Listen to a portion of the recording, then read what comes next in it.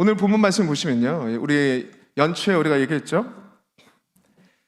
더 사랑의 실천을 위해서 우리가 말씀을 가까이 하는 훈련을 해보자라고 해가지고 각자가 드리는 예배의 숫자를 한번 늘려보자. 또 공동체가 할 것은 무엇이냐?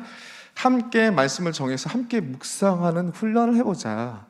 그렇게 해서 하나님의 말씀과 더 가까이 가는 훈련을 같이 하자라고 했죠. 그래서 저 뒤에 보시면 매일 성경이 있습니다. 우리 매일 성경 기준으로 리더들부터 묵상 나눔을 일주일간 시작할 거고요. 그 다음에 사랑원들과 함께 동참하는 그런 일들이 있었으면 좋겠습니다.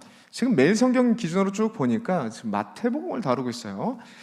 특히나 마태복음을 다루는 것 중에 우리가 정말 이거 좀 우리가 같이 이 말씀을 나눠야겠다라는 말씀이 있어가지고 오늘 본문으로 삼고 가져왔습니다. 여러분 마태복음을 볼 때 특징적인 게 있습니다. 사복음서가 있잖아요. 사복음서마다 특징적인 있는데 특히나 이 마태복음에는 5개의 예수님의 설교 묶음이 있어요. 이거는 시간의 순서와 상관없이 예수님의 설교를 막 이렇게 가져왔어요. 누가복음 같은 경우에는 의사 누가가 썼기 때문에 시간의 순서와 배열을 잘 따라갑니다. 거기 순서로 볼 때는 막 이곳저곳에 있던 말씀들이 마태복음 보시면 특별히 18장을 보시면 한데 뿔뿔이 흩어졌던 게 한데 묶여 있는 그런 모습을 볼 수 있습니다. 일단 한번 보여주시죠. 5개의 설교 이렇게 되어 있습니다. 마태복음 전반적으로 시간의 흐름은 마가복음과 비슷하게 이렇게 사건이 흘러가요. 그런데 시간과의 상관없이 주제에 따라서 5개의 묶음이 지어지는데 이렇게 묶일 수 있습니다. 산상수훈, 제가 팔복의 설교의 말씀을 드렸잖아요. 마태복음 5장부터 7장까지 나와 있는 예수님의 설교가 있습니다. 복 있다 하나님의 백성들아 라고 선언하면서 여러분 복 있다고 얘기하시고 그 복의 내용에 대해서 설명하는 내용들이 나오죠. 첫 번째로 산상수훈의 말씀이 나오고 그 뒤로는 제자들을 파송하면서 전도 설교가 나와요. 그리고 세 번째로는 전도를 통해서 하나님의 나라가 하나님의 백성들을 불러 모으잖아요. 그래 하나님의 나라를 이루잖아요. 하나님의 나라가 마치 어떠한 줄 아느냐 비유로 설명합니다. 세 번째. 네 번째 그 하나님의 나라의 백성들이 모였잖아요. 하나님의 나라의 백성 또는 예수 공동체 또는 교회라고 할 수 있는 공동체가 생겼습니다. 공동체는 사람으로 이루어졌잖아요. 이 공동체를 이룬 사람들이 어떠한 가치로 어떠한 방향으로 나가야 되는지에 대해서 예수님의 설교를 모아놓은 것이 네 번째입니다. 이 마태복음 18장에 나온다는 거죠. 마지막의 말씀은 뭐냐면 그래 너희들 예수님의 공동체로 이 땅을 이렇게 살다가 마지막 그 순간에 어떠한 일이 있는 줄 아느냐? 마지막 심판의 설교가 딱 이렇게 묶음으로 되어 있습니다. 특별히 우리가 네 번째를 다루고 있는데 네 번째는 18장에 예수님 이 한대 주제로 묶여져 있는 겁니다. 예수님의 공동체, 주님의 공동체, 예수 공동체, 교회 공동체는 어떠한 모습을 가져야 되느냐, 어떠한 가치로 나아가야 되는가에 대한 귀한 말씀들을 모아놨어요. 우리는 정말 쉽죠? 우리가 파악할 필요 없습니다. 주제별로 모아놨기 때문에 마태가 그냥 주제별로 묶어놨기 때문에 그 주제를 가지고 적용점만 우리가 살피면 됩니다. 좋죠? 적용점 한번 봅시다. 보여주세요. 오늘은 3가지만 가져왔는데 3가지도 많더라고요. 2가지만 할 겁니다. 보여주세요. 첫 번째 읽어봅시다. 예수를 의존하는 공동체, 예수 공동체, 주님의 공동체, 교회 공동체는 어떠한 모습을 가져야 되느냐? 첫 번째, 주님을 의존하는 공동체의 모습을 가져야 된다라고 1절부터 4절까지 얘기합니다. 그 뒤로 어떤 말씀이 나오냐면 예수 공동체, 교회 공동체는 어떤 공동체냐? 생명 살리는 공동체. 이 가치를 붙드는 겁니다. 이 2가지 가치 오늘 이 시간 사례대로 살펴보겠습니다. 첫 번째, 예수를 의존하는 공동체. 이게 무슨 말씀이냐면 4절을 보여주세요. 4절을 한번 읽어보겠습니다. 다 같이 읽어봅시다. 시작.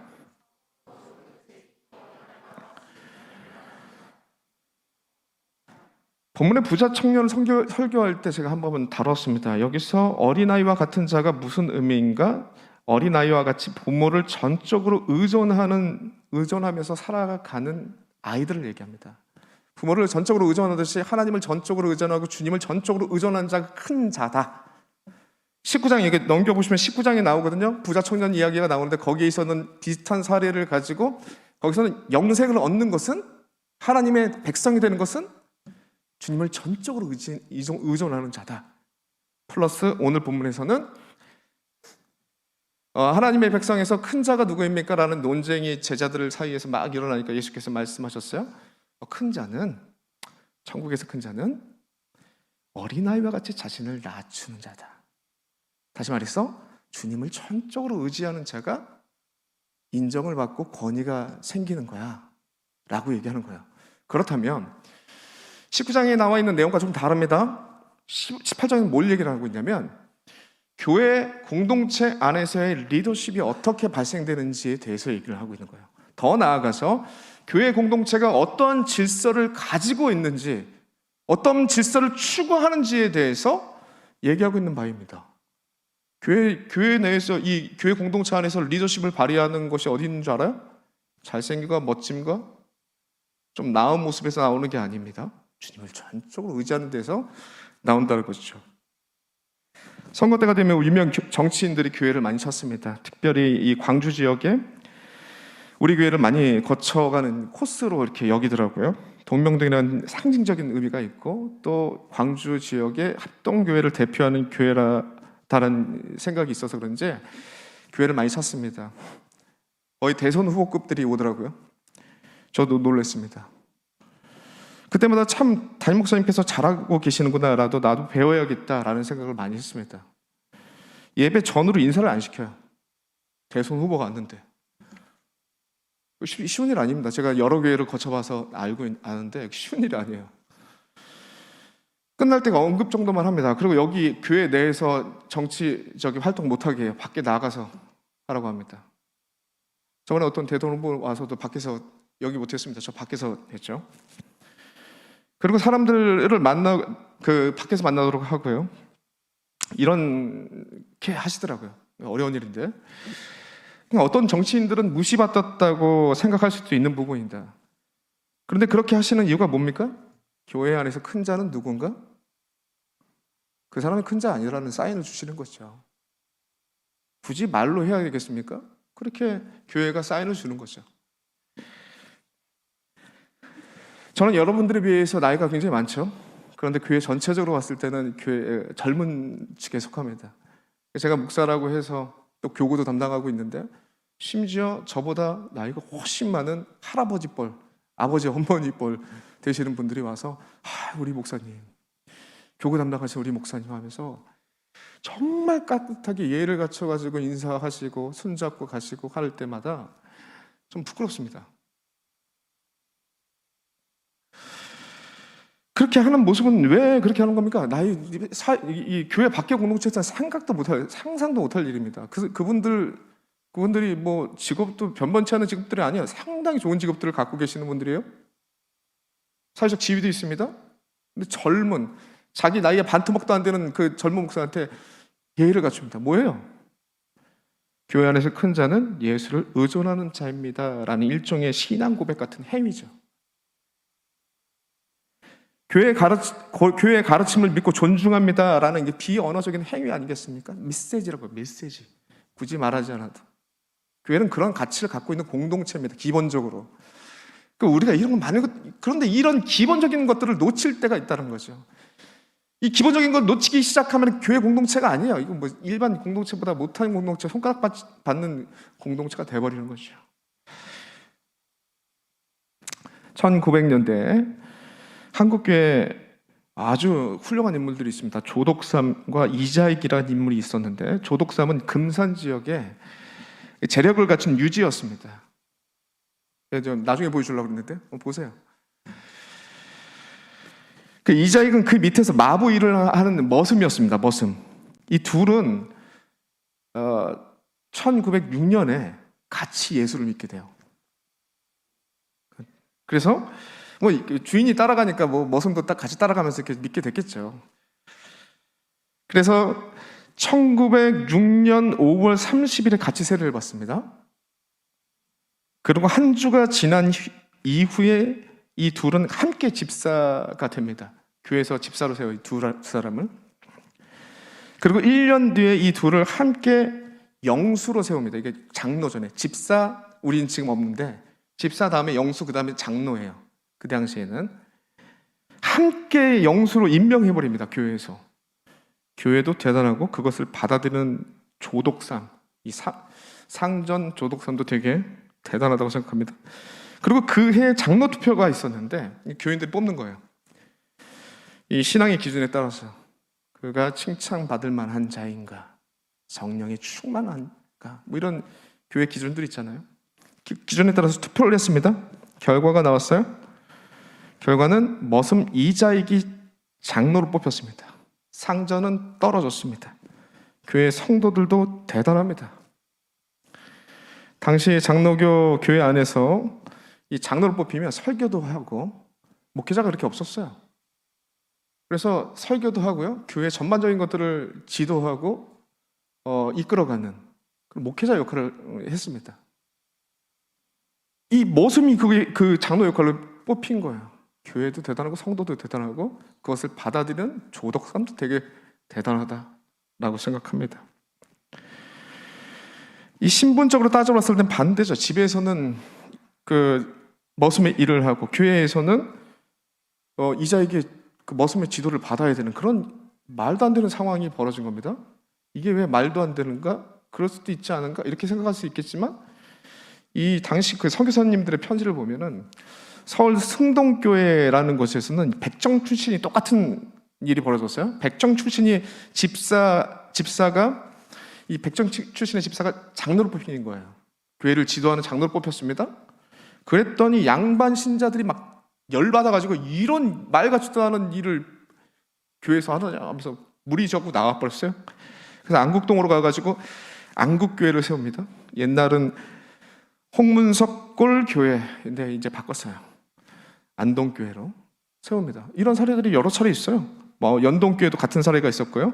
그래서 양반들이 나가지고 명동교회를 설립하고 막 이런 일들이 비일비재했습니다. 그럼에도 불구하고 이 시대 상황 속에서 아직 신분제도가 아예 없어지지 않는 이런 상황 속에서 한 집안의 상전과 머슴인데 장로교단에서 일을 처리한다? 야, 이건 생각지도 상상도 못할 일입니다.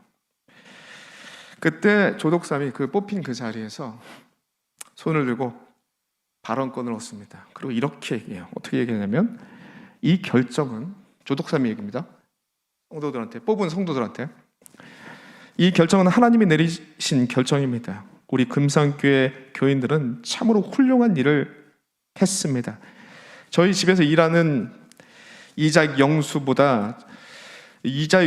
저보다 신앙의 열의가 대단합니다. 나는 교회의 결정에 순종하고 이자익 장로를 받들어서 열심으로 교회를 섬기겠습니다 라고 그냥 선언을 벌였어요. 또 여기 앉아있던 뽑아놓고도 민망했던 교인들이 박수를 치면서 감사했습니다. 그리고 그 소문이 주변의 지역에 퍼지면서 교회의 덕이 되고 수많은 성도들이 또 한번 같이 전도되는 그런 일들이 벌어집니다. 이 이후에는 이자익을 이 상전인 조독삼이 자기 사비를 털어가지고 이자익을 신학 공부를 시켜요. 목사를 만듭니다. 그러고 난 다음에 이 조독삼이 직접 그 머슴이었던 그 분을 모셔와요. 그리고 목회자로 삼고 열심으로 충성을 다해서 섬깁니다. 사진 보여주세요. 이렇게 보여주려고 했습니다. 궁금하실까봐 한번 사진 한번 보여주세요. 이렇게 생겼습니다. 똑같은 사람이에요.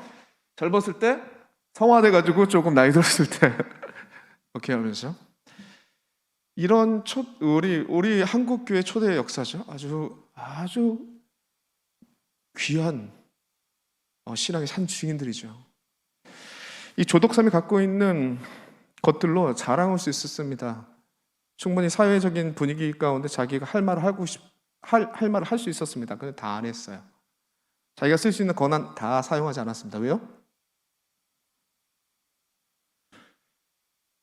주님의 공동체는 자신의 권한을 사용해서 자신을 높이는 공동체가 아니라 그것을 주신 분께 감사하고 그것을 주신 분께 그 목적에 따라 쓰는 게 더 아름다운 공동체다, 주님의 사람이다 라는 생각이 조독삼에게 있었기 때문이죠. 말 그대로 그거 아닙니까? 공동체 안에서 큰 자는 어떤 자들이냐? 주님을 더 의존하는 자이다. 나보다 이 자에게 더 주님을 의존하는 자다. 그가 장로가 뽑힐 만하다. 목사가 될 만하다. 라고 하면서 인정하는 멋있는 분이 우리 역사 가운데 있습니다. 우리 공동체 가운데 이러한 조독삼의 모습을 가진 청년들이 많이 있길 소망합니다. 서로 가진 모습들, 옆 사람 한번 보세요. 잘생겼습니까? 예뻐요? 화장 잘 됐습니까? 네. 여러분은 어떤 생각을 갖고 있는지 모르겠지만 나보다 나은 것도 있고 나보다 좀 부족한 것도 있다. 여러분들의 마음속에 그런 생각도 있을 거예요. 근데 그걸로 공동체 서로를 판단하는 것이 아니라 저 사람이 예수 그리스도께 붙잡혀 있는가? 예수 그리스도께 열망하는 그 마음이 있는가? 예수 그리스도를 얼마만큼 의지하고 있는가? 거기에 따라서 리더십이 발생이 되고 교회 질서가 만들어져가는 공동체가 참된 예수의 공동체이다. 거기서부터 하나님의 영광이 나타나는 겁니다. 세상과 다른 영광스러움이 거기서 나타나는 거예요. 그런 공동체가 되시길 간절히 소망합니다. 그러므로 또 한번 양옆에 인사합시다. 너는 참 멋진 사람이야. 좀 인사합시다. 네, 두 번째입니다. 네, 여러분 참 멋집니다. 저보다 다 훌륭하시고 저보다 멋진 분들입니다. 이빨인 소리라도 이런 얘기를 하세요. 그래야지 장점들이 보입니다. 알겠죠? 두 번째입니다. 교회는 어떤 공동체냐면 보여주세요. 생명을 살리는 공동체입니다. 다시 한번 다 같이 한번 읽어봅시다. 시작. 특별히 본문에는 예수님을 믿는 자들이 주님의 이름으로 라고 이게 아주 강조되어 있는데 주님의 이름으로 작은 자를 영접하는 자들이 돼야 한다라고 강조합니다. 5절을 한번 다 같이 읽겠습니다. 5절 한번 보여주세요. 다 같이 읽어봅시다. 시작.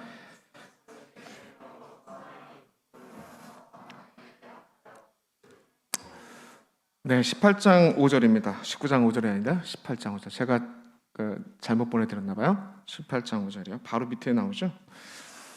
갖고 있는 분들은 한번 읽어주십시오. 시작. 또 누구든지 내 이름으로 이런 어린아이 하나를 영접하면 곧 나를 영접함이니 이렇게 되어 있어요. 영접하는 최종 목적은 생명 살리는 데 있다라고 이렇게 전체적으로 얘기합니다. 여기서부터 봅시다. 영접하다라는 표현은 환대하다, 받아들이다 그런 의미예요. 원문을 표현을 보면요. 그리고 이 원문이 어디서부터 오느냐? 이 동사 듣다, 이해하다라는 동사에서 기본 의미를 갖고 있습니다. 듣고 이해하다. 그 사람의 상대방의 이야기를 잘 듣고 상대방의 마음을 잘 이해해서 그들을 환영하며 받아들인다라는 의미가 정확한 의미입니다.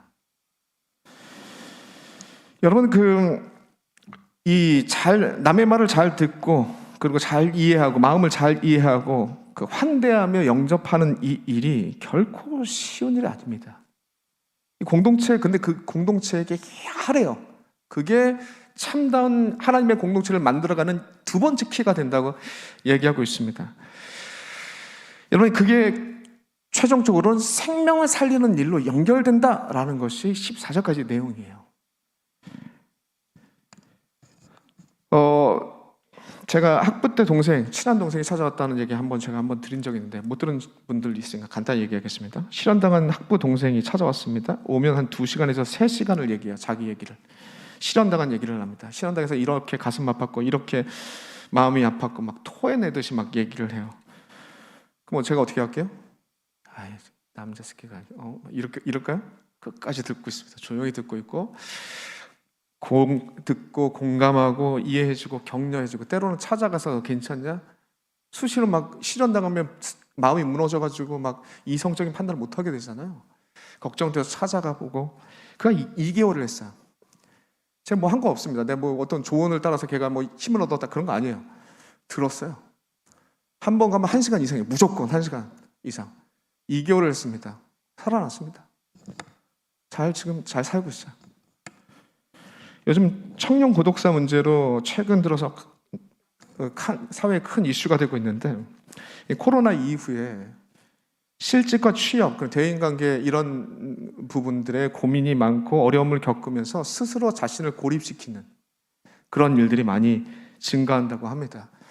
서울만 해도 12만 9천 명이 증가했다고 해요. 이 사람들을 은도년 외톨이라고 새로운 용어로 부르던데, 이 사람들 뉴스가 쭉 나오더라고요. 이 사람들이 참 안타까운 게 자기 자신을 고립시켜 버리니까 2주, 3주, 막 심지어 한 달, 2달 집에만 있어 버리니까 처음에는 편하죠. 신경 쓸 것도 없고 주변에 뭐 눈치 볼 것도 없고 자기 하고 싶은 거 다 하고. 근데 왜 그런 줄 알아요? 그 다음에 우울증이 생깁니다. 정신질환이 생겨요. 이게 하나님께서 여러분들을 관계 속에서 체험을 얻을 수 있는 그 존재로 창조하신 거예요. 남자와 여자를 창조하시니. 그래서 남자만 창조했겠지. 근데 혼자 편했지만 시간이 지나서 막 고립되면서 막 정신질환이 있고, 그게 이제 반복되면서 자살로 이어지고 노인 고독사보다 청년 고독사가 많다라는 뉴스였습니다. 그중에 계속 기억에 남던 건 뭐냐면, 한 청년이 인터뷰를 했어요. 어떤 인터뷰를 했냐면, 자신이 복지사가 내가 재정적으로 도와줄까 행정적으로 도와줄까 이렇게 물어보니까 다 필요 없고 일주일에 한 번 딱 나랑 시간을 정해서 찾아와 달라. 외롭다. 하는 인터뷰였어요. 그래서 복지사 그거 한대요. 여러분, 그 외로움을 느낄 때 여러분들이 진심되게 그의 말을 들어주고 진심되게 그의 마음을 공감해 준다면 한 영혼이 살아나는 겁니다. 작년에 있었던 일이죠. 제가 처음 왔을 때, 교회에 처음 왔을 때 있었던 일입니다. 한 2개월 지났을까요? 어떤 허름한 행색을 하신 60대 여성 성도님이 찾아오셨습니다. 신앙 상담을 한다고 했어요. 어떤 다른 목사님을 찾고 있었는데 그분이 부재중이었고 제가 지나가다가 제가 잡혔습니다. 그래가지고 신앙 상담을 해달라고 그래가지고 앉아서 얘기를 듣기 시작했어요. 근데 상담이 아니었습니다. 일반적으로 자신의 이야기와 하소연을 하기 시작했습니다. 때로는 정치 얘기를 하다가 갑자기 외로웠던 얘기, 그리고 자신의 아들 얘기, 아들이 지적 장애인인데 억울하게 누명을 씌워가지고 성범죄자로 몰려서 감옥에 가 있다라는 얘기, 주제가 없습니다. 계속 이어지는 이야기들이었어요.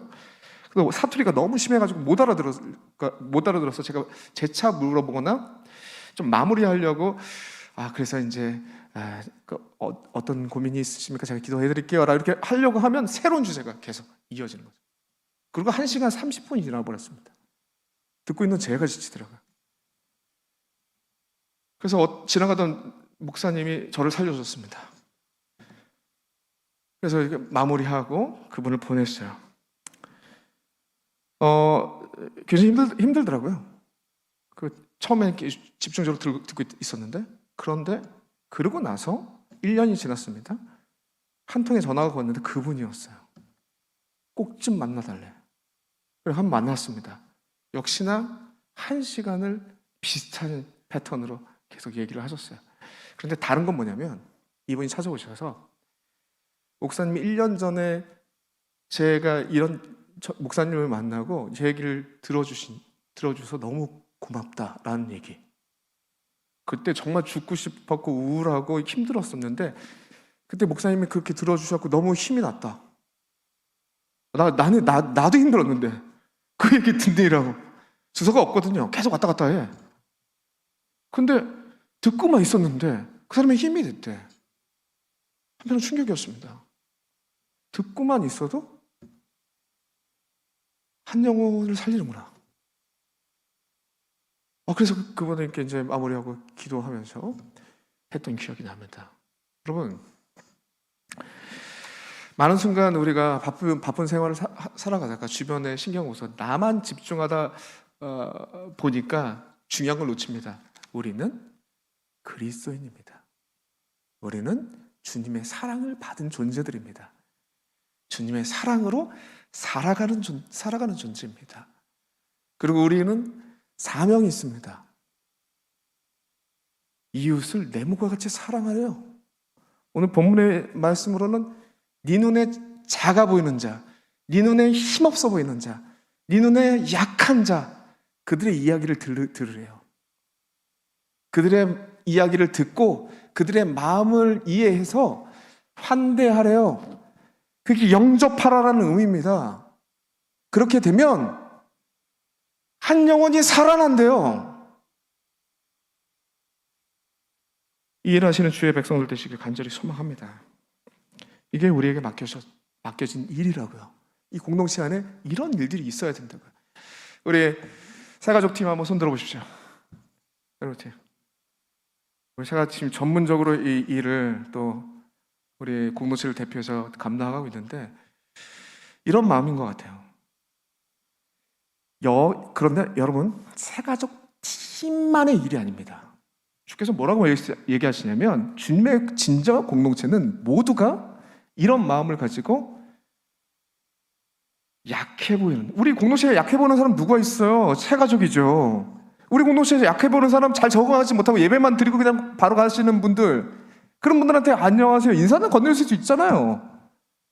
그분의 진정으로 그 사람들의 이야기를 들을 수 있잖아요. 그의 마음을 이해해 볼 수 있잖아요. 그거 하는 공동체라고요. 그거 없이 여러분 그런 거 없이 그냥 내가 듣기 편한 것들에 귀 기울이고 있어 보이는 사람, 그리고 있는 사람, 사회적 지위와 재물과 뭐 이런 여러 가지 갖춘 사람들 있죠? 그 사람들이 이야기 듣는 건 되게 쉽습니다. 그리고 관심도 있어요.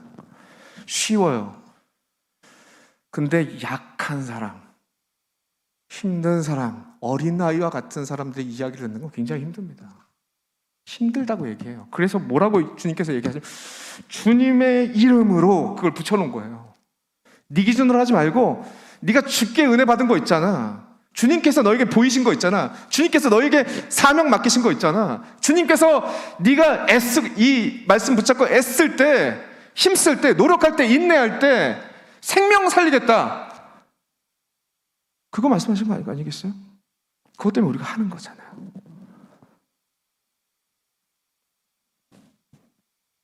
이 일을 안 하면 주님께서는 이렇게 말씀하실 것입니다. 마태복음 5장 47절이에요. 이렇게 말씀하실 거예요. 제가 읽어드릴게요. 또 너희가 너희 형제만 무난하면 남보다 더하는 것이 무엇이냐? 이방인도 이렇게 이같이 하느니라.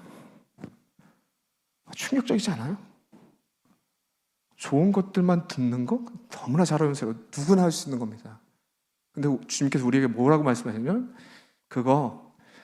그것만 하지 말고 우리 믿는 자들이니까 주께서 보이신 대로, 주께서 맡기신 대로, 주께서 명하신 대로, 주께서 약속하신 대로 그들의 이야기를 듣고 그리고 그들을 이해하고 그리고 그들을 환대하는 우리의 모습들이 있어야 된다. 우리 삶 속에 있어야 되고 우리 공동체 안에 이게 있어야 한다.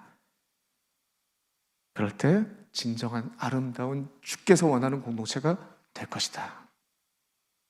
이런 주님의 백성들 되시길 간절히 소망합니다.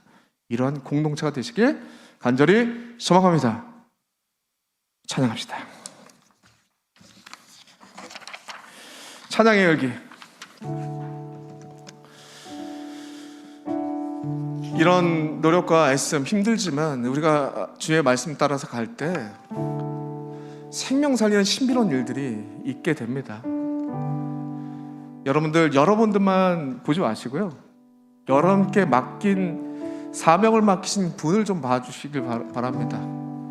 그 말씀 따라서 우리가 움직일 때 우리가 생각하는 것 이상의 것들, 하늘과 땅의 모든 것들을 다스리는 하나님의 일하심을 우리가 보게 되는 거예요.